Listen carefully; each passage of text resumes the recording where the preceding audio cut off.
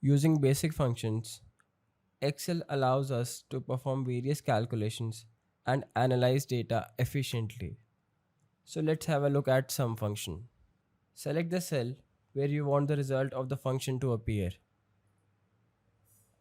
Then enter the name of the function you want to use, followed by opening parenthesis equal to sum. Then provide arguments. So what are arguments? Arguments mean values, cell references, or ranges. Here, our range is this, for which we want to find the sum. Close parenthesis, enter.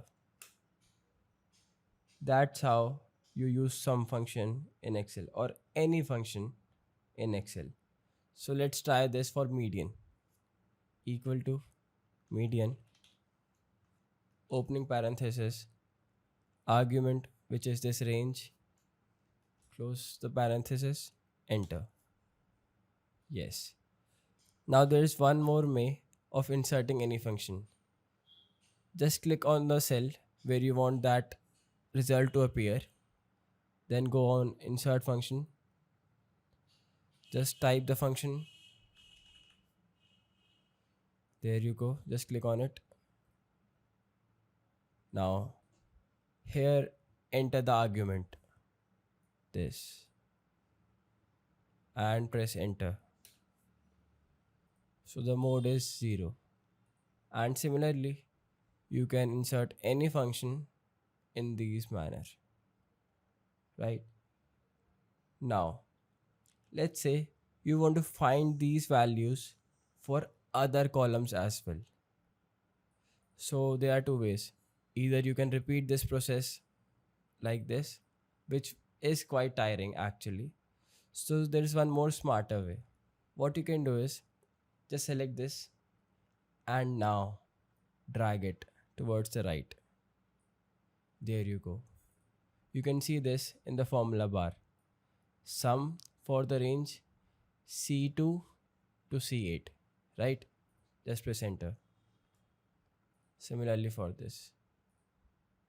Again for median, I'll do this. And for mode as well.